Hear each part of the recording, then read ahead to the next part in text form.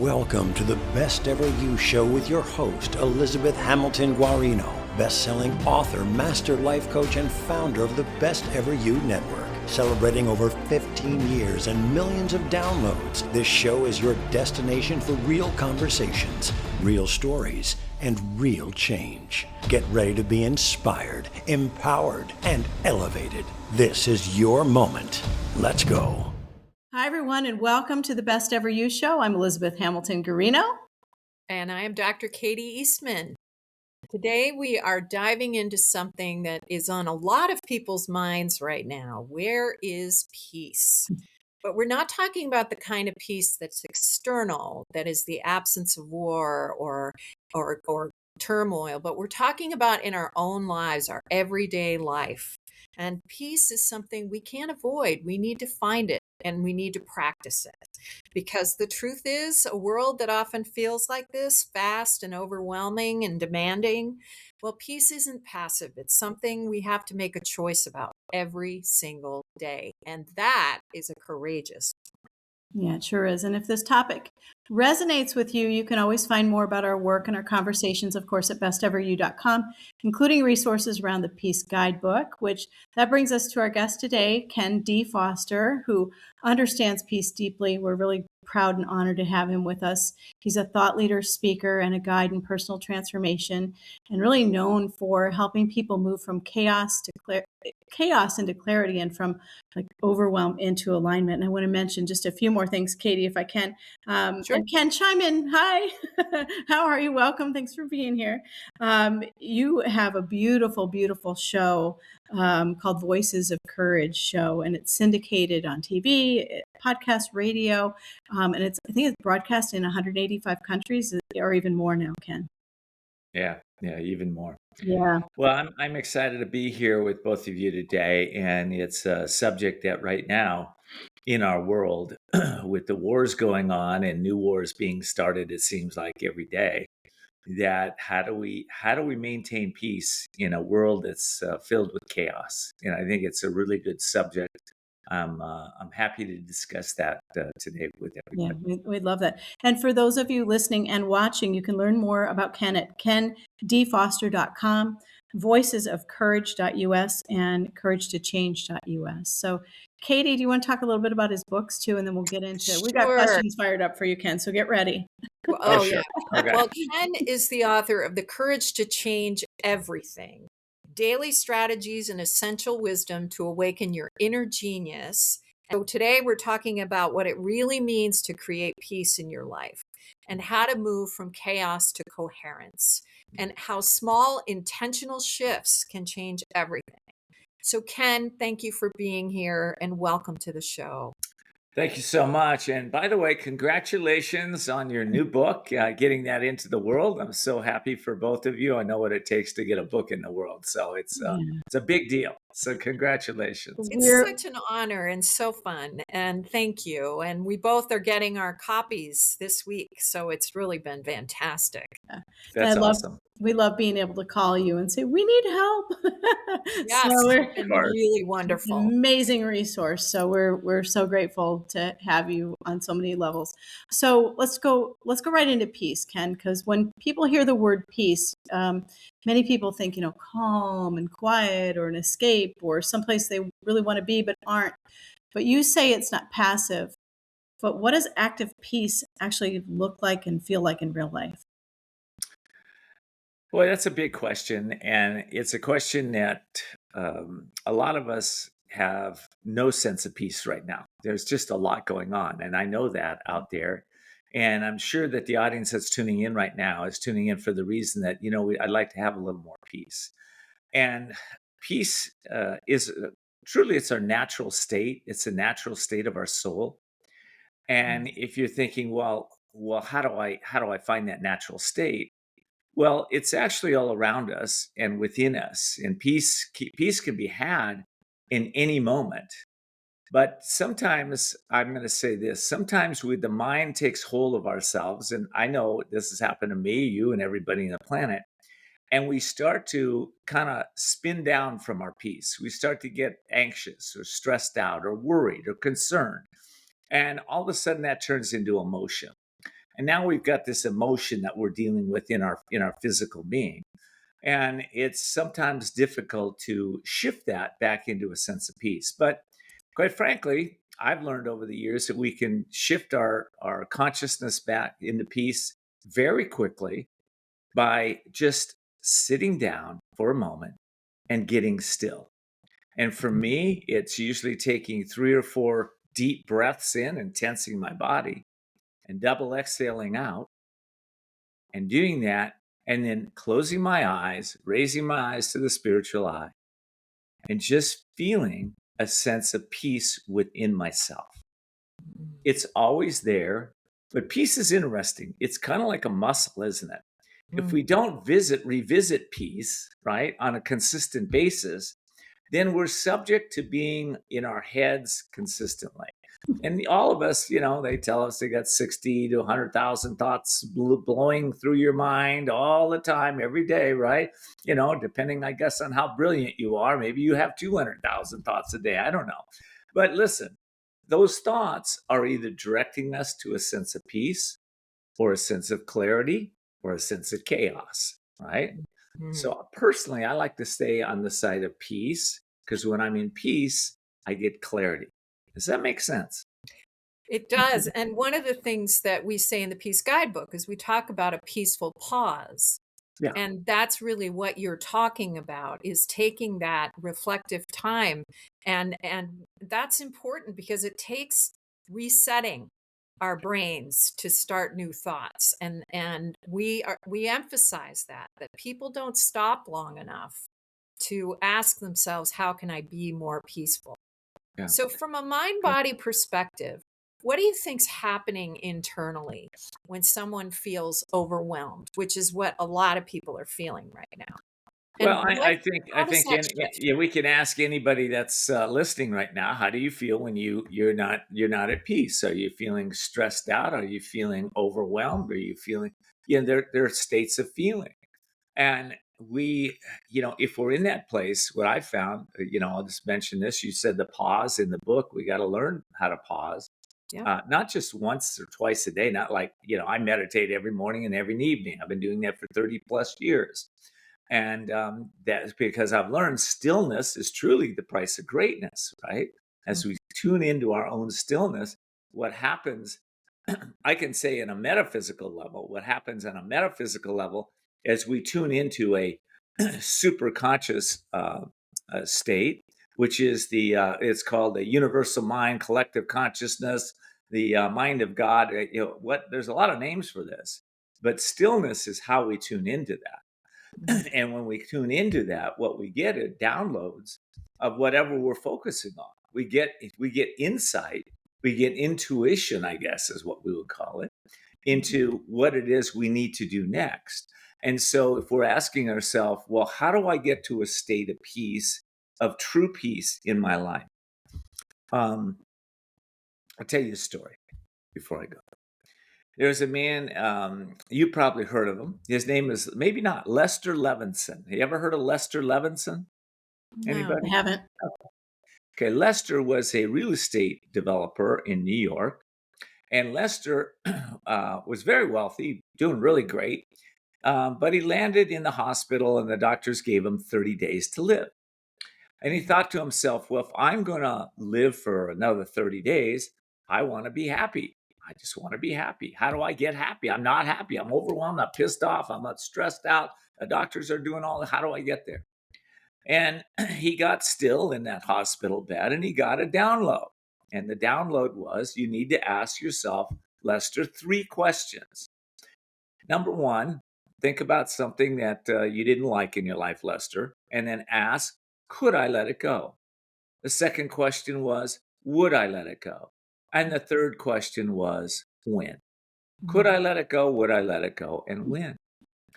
And he eventually developed something called the Sedona method, which uses those 3 questions to bring happiness and release of stress to people in the world. So and of course, I wrote the book called Ask and You Will Succeed, 1,001 Ordinary Questions to Create Extraordinary Results. Well, the extraordinary results don't happen until we're at a place of peace and stillness. because we can't tap into the higher realms of consciousness that we all carry within us. We carry it within. We're all connected. I'm connected to you. You're connected to me. It's really living from a place of oneness. And when we learn that we're all connected, we are not the neuroscientists, the quantum physicists, the quantum mechanics, all have shown us now in the micro and the macro, everything is entangled, right? Everything is connected. And we are the field, right? We are the field, right? Everybody is the field. The field isn't something outside of yourself, it's right here with us. So if we're choosing to pretend like, well, we can't really have any peace in our life, we will never will, I'm going to stay in overwhelm. That's you kind of experiencing you in overwhelm.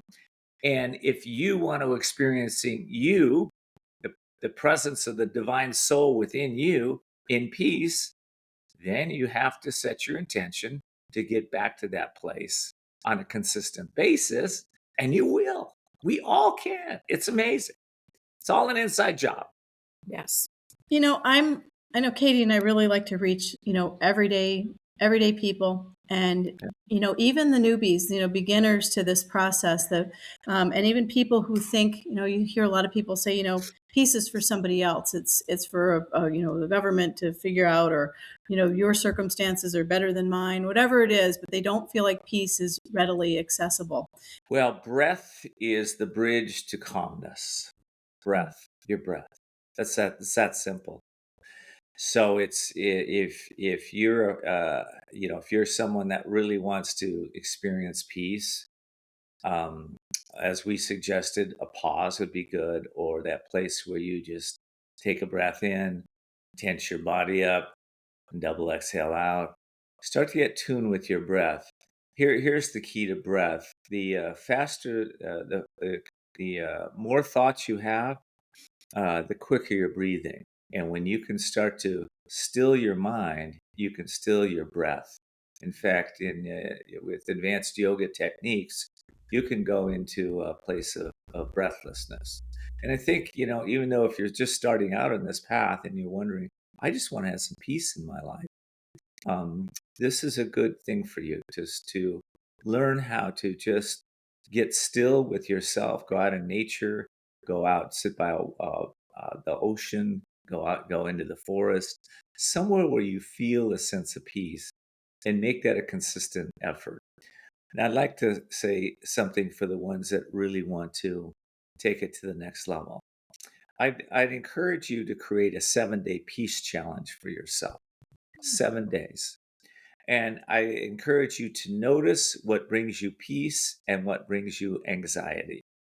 So if you're watching the news and you're feeling anxious, you're going to turn that off for 7 days. If there's, maybe it's your mother-in-law gets you upset. I don't know. But for 7 days, we're just going to tune off the mother-in-law. Okay, it's just a place where you can reset your own thinking. And by the way, a lot of times it's not the mother-in-law that's causing you stress. It's what you perceive is she's teaching you or telling you or not telling you or whatever. There's something inside of you that you need to make peace with, right? So on my site, there is a website. If you go to my website, kendfoster.com, there's a release process there. It's free. You scroll down the page on the home page. It's called the release process, and you can get it for free. And that'll help you do a subconscious dump of anything that's creating anxiety in your life. Might take you a couple hours to do it, but it'll be well worth it. And what'll happen is it'll be part of your peace process for 7 days to really reestablish that sense of peace within your soul. I love it. Wonderful. So you mentioned yoga, Ken, and when I was looking at your website, I noticed that you really follow the teachings of Yogananda, and I've just recently learned and read his book, learned about and read his book. And so how do those teachings inform your ideas of courage and peace? Well, those teachings from Yogananda are really teachings from, I would say, a higher age. And what I mean by that is, in the Vedic scriptures that are tens of thousands of years old. They go back eons, that way back in written before we had written records. But they talk about the Vedic astrology, where we have 12,000 years. I'll just give you the quick version: 12,000 years descending in consciousness, and 12,000 years ascending in consciousness.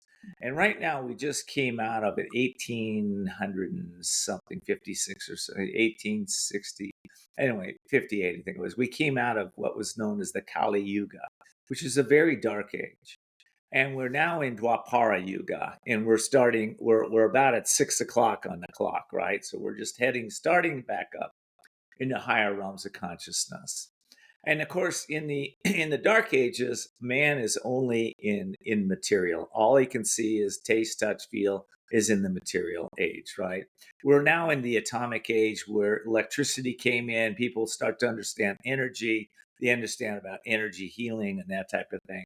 And the next stage in Dwapara Yuga, in Tetra Yuga, what happens is the masses start to understand about mental healing, and eventually about, in the higher ages, we cross it. We're one with the divine in the God consciousness, where we can manifest anything instantly. We're really heaven on earth, right?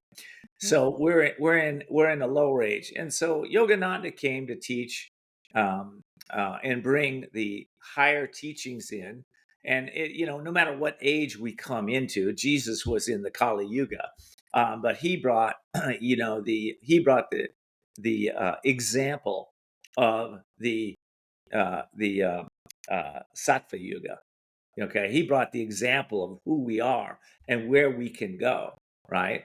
So Yogananda brought the teachings of helping people to understand not only the different yugas, but understanding the different levels of consciousness to get one into the higher realms of consciousness. Right? So you can hit. He's got a lot of videos up on YouTube. If you look for Self Realization Fellowship on YouTube, you can find a lot of their videos up there, and get in tune with some of those teachings. But I'll just say this for me. I was very lost, I would say, when I found those teachings. Didn't know who I was, didn't know what the purpose of life really was for me, didn't know what my path or purpose in life was, didn't really know what the next steps in my life would be. And of course, all that's been resolved. I understand all of that now. So, it's, if somebody's out there and they're wondering, well, I'm not sure what to go to, maybe that could be one place that, if you're called to, you go to. We're all called differently, so there's no right or wrong here. But it is a very high level of understanding if one wants to take a deep dive into it.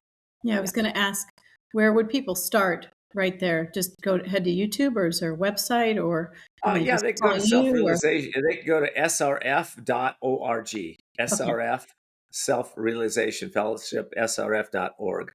perfect. Yeah.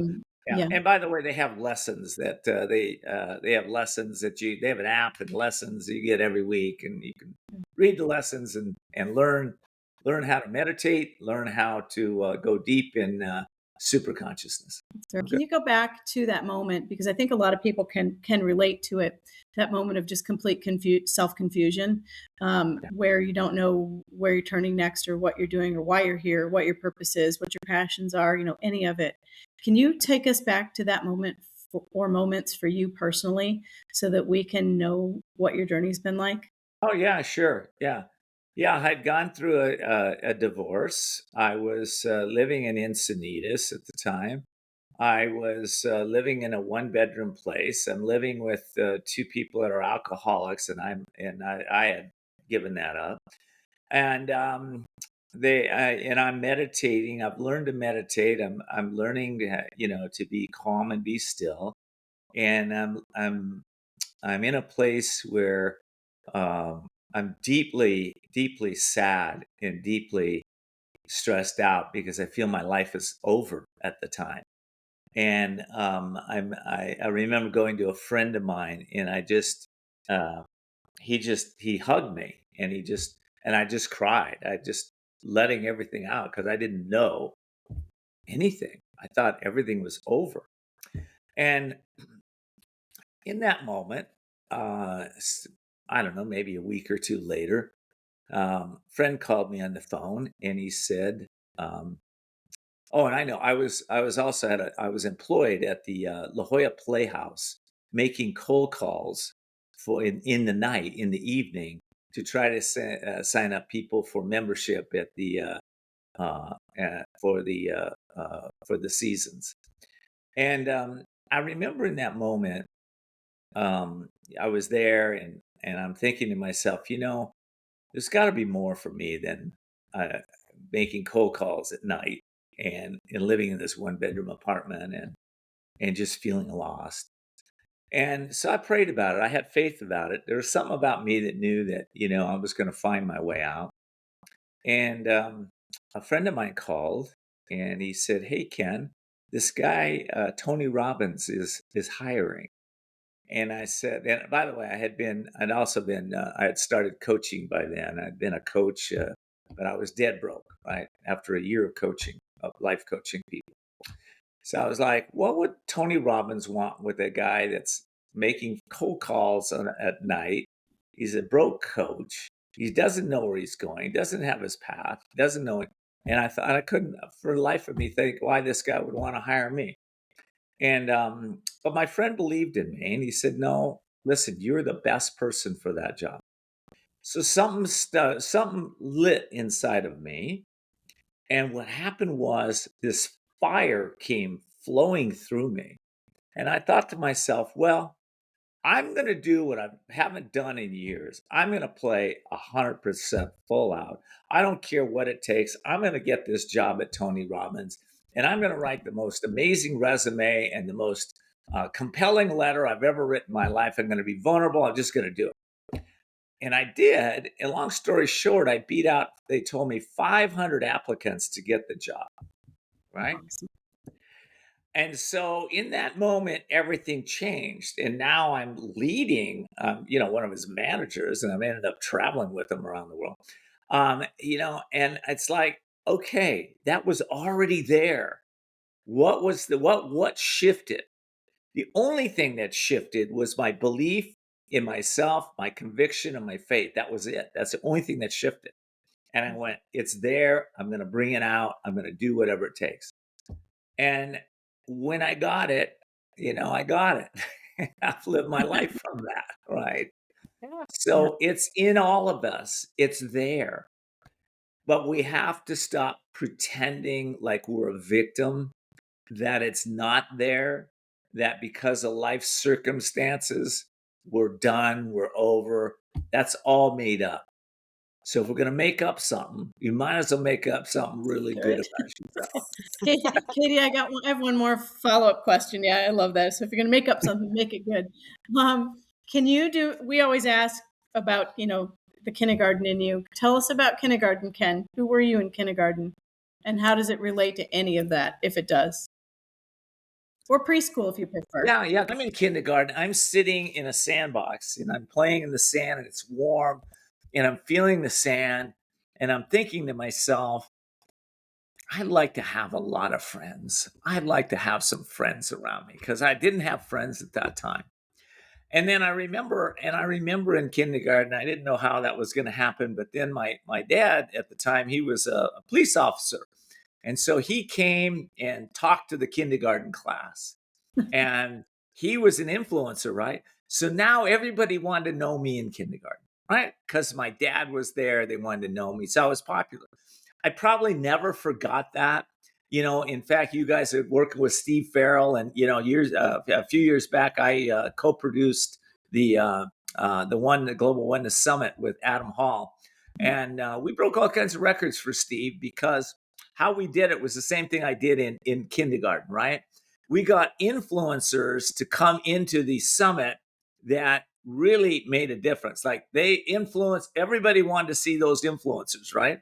Yeah. So it's the same thing I learned in kindergarten. I applied there and have been applying in my whole life. Yeah. Yeah. If you wanna market your book, you get a bunch of influencers that love your book and go, you gotta get this book. I'm one of those influencers today, and I recommend you go get their book because it's an awesome book. Thank Thank you. you. So just before we got on the air, I got a phone call from a client. I'm a therapist. And she asked me, she said she's overwhelmed. She needs help. Yeah. She's just completely doesn't know where to start. So Ken, for somebody listening right now who's overwhelmed, both what's going on in their personal life, what's going on in the world, where do they start? Start by affirming the goodness inside of your own heart. Start by affirming yourself. I'm one with God. God loves me. My friends love me. My family loves me. Jesus loves me. I'm okay. I'm going to be okay. Start with some simple affirmations of affirming the truth, right? It's okay. This too shall pass. My 4 favorite words. This too shall pass, right? It will pass, right? This too shall pass. And we start affirming the truth, right? And of course, the next step is, she's already doing the right thing. Reach out and get some help. Get some help. Jesus taught us, where the 2 or more gather, there I am. Okay. Go find somebody that wants to be with you and help you and support you and be vulnerable and tell them how miserable you are and how worried you are and everything. Just get it out of yourself. But then when it's gone, it's gone. You don't repeat that over and over again. You don't repeat the story and tell the story to everybody. You release it, you let go, and you start telling yourself the truth. You're a powerful being. You have light inside of you, just like I have in me. You can change, you can grow, you can evolve, you can be something different tomorrow than you are today. Just like I told the story when, instantly things shifted with me. What happened? I shifted. You have to shift, and we can all do it. And even if it's temporary, if you shift and you feel good for 5 minutes, great. Then do it again and do it again and do it again until you start creating that, reprogramming that thinking that you are a divine child of the Most High and you can accomplish whatever you want in this world. Yes. And that's what we mean by practicing peace. Yeah. It's that inner peace. Yeah. And it's so important, and it's active. It's an active practice. Thank you. Ken, do you That's have an that active on practice. autopilot? Or do you slip up? Like yesterday, I called Katie and not frustrated with Katie, but just frustrated with something. And I'm like, it was like phone a friend time. Katie, help, kind of thing. Do you have moments like that, or do you just have, gratitude? I had a moment like that just before we did the recording. I was, Yep. I haven't been feeling well for a couple of days, and I was thinking, am I going to cancel this, or I'm going to go and do this? And I went, you know what? I need to change 2 things. I need to change my focus, all right, because that'll change, my focus and my physiology, right? I need to move. I need to change my focus. And I know, and I practice the same thing I just told the audience. I was saying that to myself this morning. And so, yeah, it happens. Yeah. It And, does. it's just a practice. It's like, sometimes I go to the gym. I usually don't go to the gym. I ride bikes all the time, right? But Yep. sometimes if I don't get on the bike for a week or 2, does that mean it all goes away? No, of course not. I get back on the bike and I'm right back where I was, right? We could do that with any kind of sport, really. But we do that with our mind too, okay? So when you have the habits of being positive, being up, being joyful, being happy, being peace, right? You get off track, you know how to get back on them. And it's getting back on a horse. And we just have to do it. That's all I do. Yeah. All right. I'm a I very would simple guy. I just like, okay, you know what? I don't feel good. Here's the key though. Um, and this is the shift that I had to learn. A lot of people have to learn. It's really not outside of yourself. It's not your environment. It's not, it can be, but let's be real. It's not your environment. It's not another person. There's nothing to blame. There's nobody out there that's creating this for you. It's the choices that we have made ourselves that creates the states of mind that are going on within us, right? So we have to take 100% responsibility for it. Now, when I say that, of course, if you look at your environment and you're surrounded with people that are tearing you down or what have you, you're going to change that environment. Or maybe you have to have a feng shui master come into your home and change up the energy in your home because, you walk into your office and you always feel like, oh, this feels terrible. Well, you need to do something environmentally. But truly, all of that is because of choices that we're making or not making.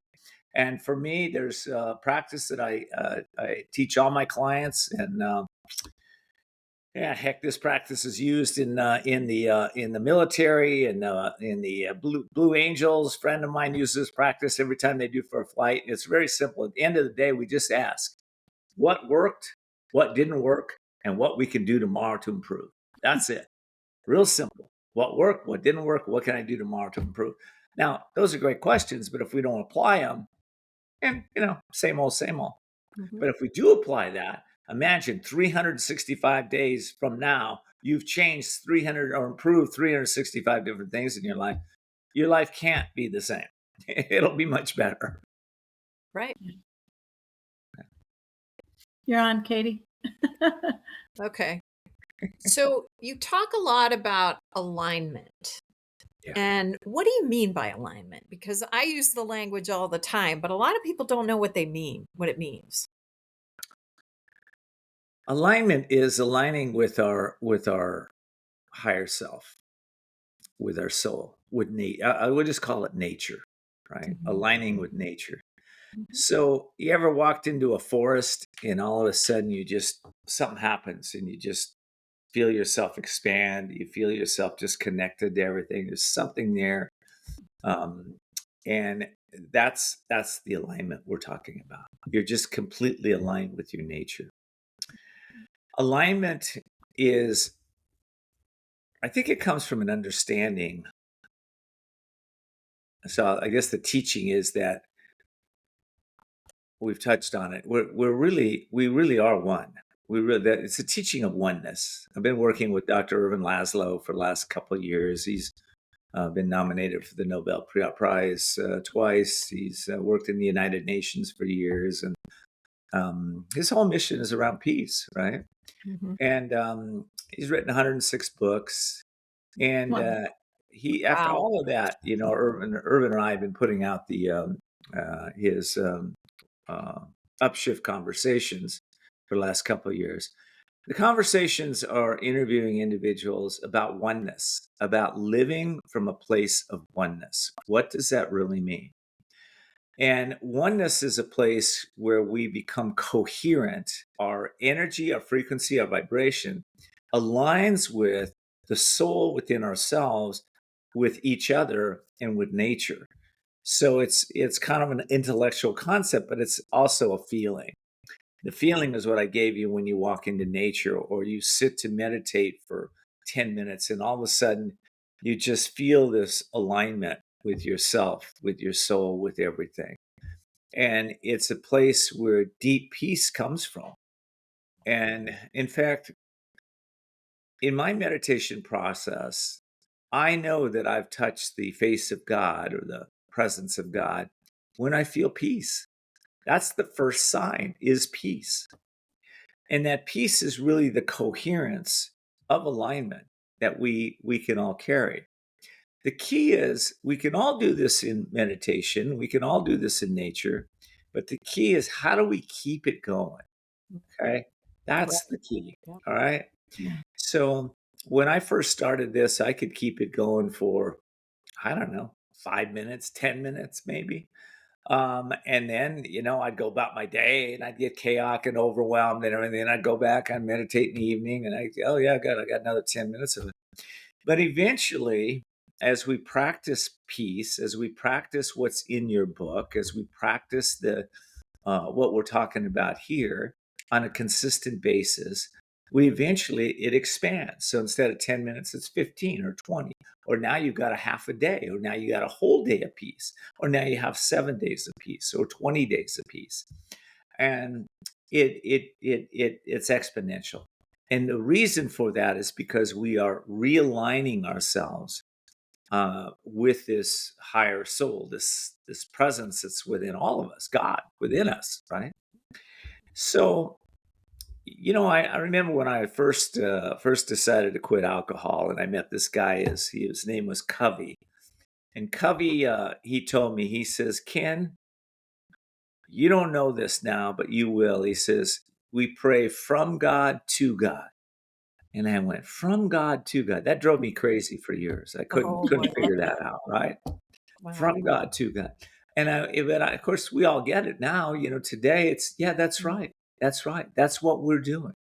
Yep. So just And so that's when when we are aligned with that coherence, by the way, and when we understand what that meant that I just said, okay, you can pretty much also manifest anything you want in this world because you're aligned with your nature, you're aligned with the soul wisdom, with the soul willpower, and you can start to align with that, and you will know. It's like when you say thy will be done, you have aligned 100. When you're 100% coherence, it's happening.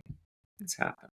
So there's a lot of reasons that we want to learn about peace and go deep in Yes. peace. Yes. so if you could leave our listeners with one message, especially for everybody who's navigating all the uncertainty right now. I'm Yeah. just going to generalize there and just lump everybody in together. Yeah. What would you want everybody to remember about peace and living peacefully? Okay. So here, I'll give you a few steps. Okay. Number one is forgiveness. Forgiveness restores inner balance, right? Forgive yourself, forgive your nation, forgive your friends, your family, forgive anything that happened this lifetime, other lifetimes, just forgive it. Let it go. Okay. Number one. Number two, make a conscious effort to detach from suffering. Okay? Detach from it. It's not something you have to go through in this lifetime. Suffering is optional. Okay? We all go through lessons, challenges, problems, whatever. Okay? But the suffering starts in the mind. It starts with those thoughts that, oh gosh, why me? Why do I have to go through this? I hate this. I don't want to do this, blah, blah, blah, right? That creates suffering. Okay? Realize that the masters on this planet, they don't procrastinate. Something shows up in their life, they take care of it, they move on, right? They don't want to suffer, they just handle it. Okay. Procrastination creates suffering. All right. But detach from your suffering. Learn, again, to summarize, be connected to your breath, spend time in nature, learn to meditate, and allow yourself to. This all takes courage. I'll say this. All this takes courage. What is courage? First of all, courage doesn't show up until you walk into the unknown. So I'm giving you some steps. Walk into the unknown. Courage will show up. What is courage? It's an energy, a frequency. It's a vibration. It's one of those alignment vibrations, right? That helps us align with coherently with our own nature. So if you step into courage and do what I just said to you, okay, everything's going to change. And it's going to change in a really great way for you. Wonderful. Ken, I can tell you that I'm walking out of here to go back to work and see patients and clients, and I'm like filled with all kinds of ideas from this. You've been wonderful. You've been Awesome. wonderful. And to everyone listening, it's a reminder that peace is not something that we should take for granted. It's something we practice every day. And it's something that comes in and out of our lives whenever we become misaligned. And we need to come back because that's when we are our truest and best selves. And thank you. Peace is the door to alignment. It Peace is really the door. is. Yeah. Yep, it is. And thank you so much for being here today. You have just Thank you been for having me. This is awesome. Thank you, Thank Elizabeth. you. Thank you, Dr. Katie. Appreciate Thank it. you so much. And to everybody, just a reminder to visit kendfoster.com and besteveryou.com. And we're just grateful for the conversation and the direction. And I think everybody needs a little bit of this or a lot of it of this. Well, Right I think they need your book too. So where do they get your book? I got to give you my own commercial for your book. Where do we get the book? Well, you can head over to Amazon. It's really wherever books are sold, but I think Amazon, Barnes and Noble. We're going on a book tour, Ken. We're pretty What's the excited name? about it. Give them It is the name. the Peace Guidebook: How to Okay. Cultivate Hope, Healing, and Harmony for the Good of Humankind. And we're so grateful to have you endorse the book. and be with us in the book. And it's I have a copy over on the counter there that I'm just about to mail to you because we got our advanced copies the other day. And it's so nice to hold it and see it, and the book just has an energy about it that's hard to explain. So we're grateful. Grateful for the love. So Yes. yeah. All right, everybody. Thank you for Peace, being everyone. here. Yeah, peace, everybody. Peace. All right, thanks. Take care, everybody.